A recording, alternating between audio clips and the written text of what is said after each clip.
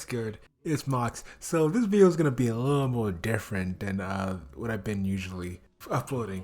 The world is already fucked up than it already is, and my content has been a little dark and a little kind of messed up. But I decided to change it up a little bit and then do something I actually like to enjoy, or just say like. There's a lot of things I enjoy. Two of those things being, three. I'm just name three actually.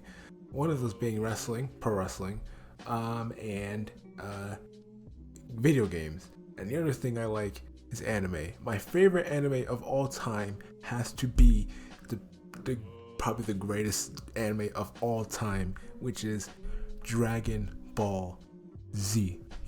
Catch the Dragon, Catch the Dragon, Dragon Ball Z. Yeah, that one. Yeah, not the Dragon Ball Z, Dragon Ball Z, the one that got physical with all the blood and all that stuff. That was the shit. And you're probably wondering, Elijah, why are you talking about Dragon Ball Z? Well, today I'm talking about my top 8 Dragon Ball Z characters.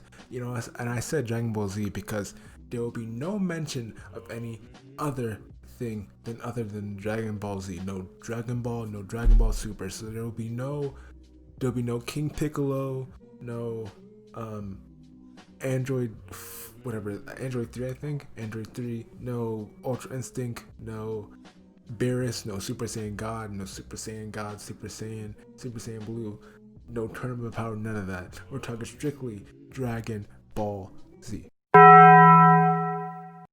Now this one's gonna be super obvious because literally everyone knows who this guy is. Like, even if you don't watch anime, you know who this guy is.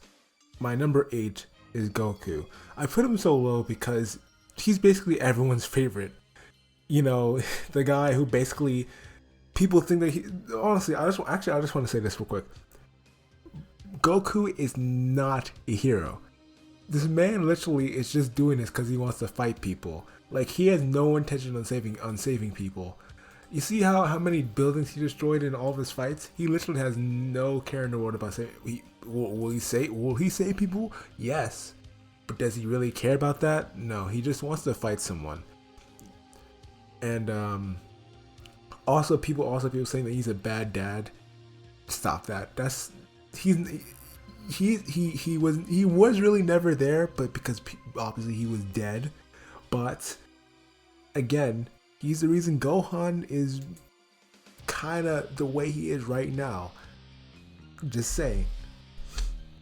But yeah, Goku number 8 because he's basically everyone's favorite. And also all his moves are stolen. The Kamehameha is not his. The Kaioken not his. Super Saiyan God not his. The only thing that's basically original about him is his bite. Yeah, that's the only thing that really is good about him. My next one is Yamcha. He's my number 7. You might think, Elijah, why Yamcha? He's probably the weakest person out of all the people in Dragon Ball Z. I'm putting his here. I'm putting his at number 7 because he is so slept on. Like, you have to understand that this man was the first person. He just know that in the Saiyan saga, he was the first one to kill someone. He killed a Cyberman, dude. But although the Cyberman did kill him, but he was the first. He got the first blood in the Saiyan fight. Think about that. And also, I'm throwing him a bone because the only thing that, even though he had Bulma, the only thing that ever fucked him was life. Bulma left him for the person but sorry. Bulma left him for the person that killed him. He has no car. He got a hole ripped in his chest by Dr. Gero. And his life is not good to him. I'm sorry if I'm laughing too much. It's just I'm trying to throw him a bone because this guy. But although he's probably the most common, like he's comic relief, and that's why he's number 7. All right, next in the list is Android 16. Now, I know that Android 16 didn't have a lot of time in Dragon Ball Z because he didn't really like fighting, and he was more like a pacifist and a passive character. But when it came to fighting, man, Android 16 was a beast. Hell Flash. Oh my gosh, that was the best visual in all of Dragon Ball Z, man. Like, just see him flip Cell in the air, bam, drop him down on the ground, and just be like, boom, take off his hands, and then be like, Hell Flash. That was amazing growing up as a kid and watching that. Just seeing him actually, put some like effort into like showing some put in some work inside Dragon Ball Z. He was just standing there in the back watching Android 16 and 17 fight Piccolo and Vegeta. It was amazing, man. That's why he's my number 6. Also, the way he died, it hurt. All right, number 5 is the actually only villain on this list. I think you wouldn't count 16 as a villain because he wasn't really the villain. He all he wanted was to kill Goku, and he didn't really kill anyone else. But yeah, we get it. Is Cell. Cell is just he was built different, man. Like, he started off, he was already brutal at the start. You remember when Cell literally got that guy and sucked all the life out of him and just made him like a sick blob, and Nixon's had to cut it out because it's probably too brutal for kids. Yeah, that's how Cell came in. And then you had the second form. It was kind of weak. It was really imperfect. He got his ass handed to him by Vegeta and Tien. And yeah, but then his perfect form. That's when things got getting epic. He started Cell games. He was charm. He had charm. He had violence. He managed to kill Trunks. He managed to make Goku kill himself. He killed King Kai. He was just a different beast at that time. And that's why he's number 5. Also, because he's basically a mix of every single villain, every single person that has ever been in Dragon Ball Z. Yeah, and also he's better than Frieza. So, yeah. We're getting to the big 4. Alright. So, number 4 is Vegeta.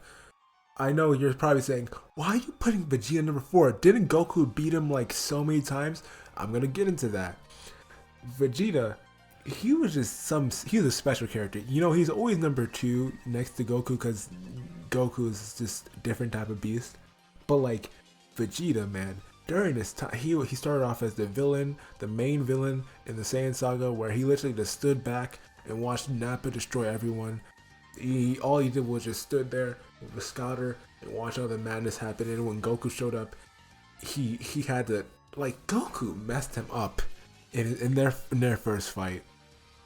And then the Namek Saga, where he basically it was kind of a redemption story where he basically helped Gohan and Krillin, go through Namek, because if Vegeta wasn't there, then Gohan and Krillin would have been dead even before they even saw Frieza.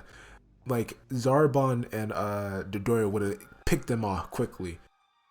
And then you had the androids and Cell, where Vegeta finally turned Super Saiyan and got his ass handed to by Android. I think it was Android 16. And then that's when we're gonna get into the next guy later. You know who I'm talking about. And then we had the Majin Buu saga, where literally the Majin Buu saga. That's what you would call a redemption. I don't care what show you watched, what anime you watched, that was the best redemption story ever. Him killing himself to save Trunks, Bulma, Goku, and him finally saying that Goku is better than him. That was the best. And also probably the best fight of all Dragon Ball Z happened with him between Majin Vegeta and, oh my gosh, Majin Vegeta, he's a different animal. Between Majin Vegeta and Super Saiyan 2 Goku, that was the best fight of all Dragon Ball Z. I don't care what you say. Oh yeah, that was the best fight of all time. That's why Vegeta is my number 4. Now, my number 3 is the man with the sword, Trunks. Man, you knew this guy was a person to be, just a person to take in with importance. If he showed up, turned Super Saiyan, and barely even broke a sweat when he fought Frieza, basically cut him up into many Frieza pieces, and then literally all he had to do was just blast King Cold, and that's how you know this man is someone to be reckoned with. When he came out, that Trunks, like, I'm actually speechless. I'm sorry. Let me. Sorry about that. I got caught up in his beautiful purple hair. But back to what I was saying. When he set up that hyperbolic time chamber, that's when you knew Trunks was ready, man. When he come out there with the suit, the super Trunks, you know, and all that Saiyan armor, it fit him perfectly. He looked amazing in the Saiyan armor, and that's why he's my number 3. Also because Trunks when he turned into Super Trunks and got all those muscles and stuff. Oh, that was a tough look. Almost made him look like a legendary Super Saiyan. Is probably the most slept on character in all of Dragon Ball Z, and that is Piccolo. Man, Piccolo. I'm gonna say this. He had the second best redemption story. He was a villain back in. I know I said I wasn't gonna talk about Dragon Ball, but I talk about Dragon Ball in this one. He was the main villain back in Dragon Ball, the first series, back when King Piccolo was. I'm sorry. I've been contradicting myself a lot in this video, but whatever. But back in the first series, Dragon Ball, he was the villain, and him and Goku had a vicious rivalry. They had the, like, amazing fight in the World Tournament. But yeah, Piccolo had like the second best redemption story in Dragon Ball Z. When he took Gohan he trained him for the Saiyans. He died and probably had the most saddest death in all of Dragon Ball Z. When I was a kid, I was crying when that happened. It actually brought emotion out of me. And he came back at Namek. Basically, he was the, like, out of everyone, he was the most badass person in Dragon Ball Z. Like, and then let's not forget, probably my second favorite fight in all of Dragon Ball Z, which is him versus Android 17. Dude, him versus Android 17, when the androids were about to steal Goku, and Piccolo walked in there, like, he was like, we have a problem here. And it was amazing. And then he debuted the Hell Zone grenade, the demon grenade. Oh my gosh! And then that's when Cell came in and just not murdered him, but murked him just right there, to shot him through the chest. But that's why Goku. I keep saying Goku. Piccolo is my second favorite character. Now, before I get to my number 1, here are some honorable mentions. Broly, because everyone loves Broly.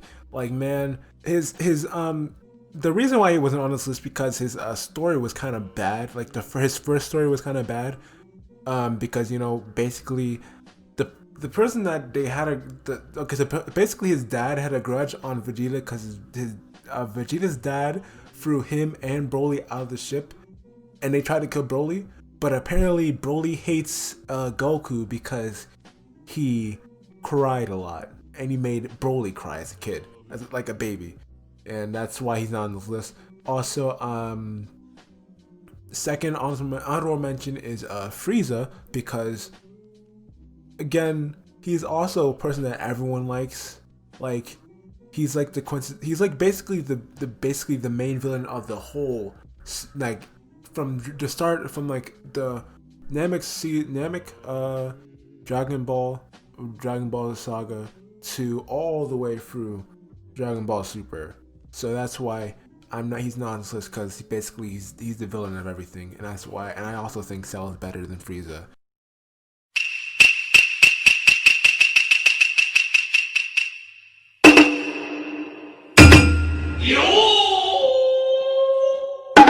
And now, the number one Dragon Ball Z character, in my opinion, is Gohan. Man, Gohan. Let me run it down for you. Gohan. He showed he had latent power when he faced off with Raditz, when he basically broke the Saiyan armor with his head against the fight between Goku and Piccolo versus Raditz.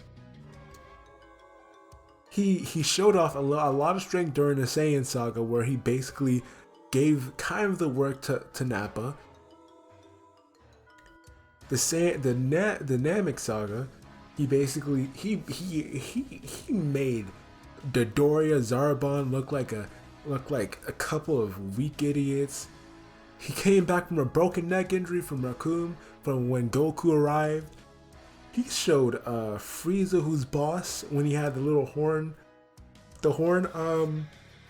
transformation, and then you have Gohan, who was on different timing. This was probably my favorite form of Gohan. This was the Gohan that should have been the main character of the whole anime after that. But apparently, but Goku. Who cares about Goku? Goku was dead. He died. He should have been dead. He should have stayed dead. But Goku during the Android and Cell saga, man, it made me feel like I could go outside and just turn Super Saiyan 2, man.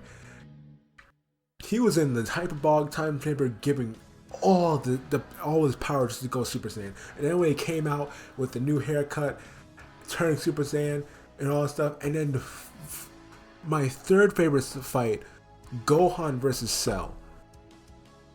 Wow, it was emotional. You had Goku dying, Trunks dying. You had the introduction of Hercule, him turning Super Saiyan 2, the Super Saiyan, the father son Kamehameha ending. Oh my gosh, that was the best ending to any fight of all time. And then you had Gohan in the Buu saga. I feel like if people didn't say like they really wanted Goku to stay the main character, I feel like Gohan would have had the best story ever. Like, they could have played into like how he had PTSD from all the fighting and all the times that he almost got killed while searching for the Dragon Balls and stuff, Namek, Cell, all that stuff. But they basically just turned him into like a weak scholar person, the person that only cared about books and stuff. And then also the Saiyan Man thing.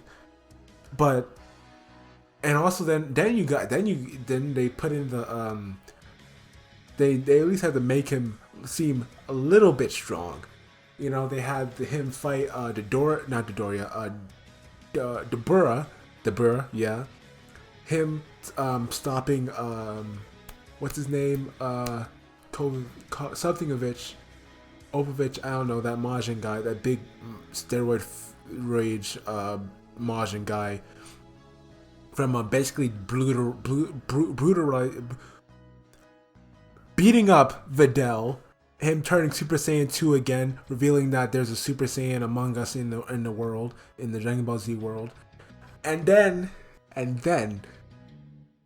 probably one of my second favorite Gohan moments is when he came back to face Majin Buu, and oh my gosh, when he came back, Mr. Gohan, and he says probably the most famous line ever. I'm not gonna say it because I feel like I'm gonna ruin it. I'm just gonna let a video play of him saying the famous quote.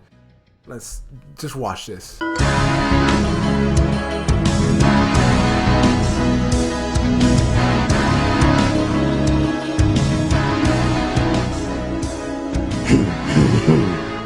So, Hotshot, you want to fight Majin Buu?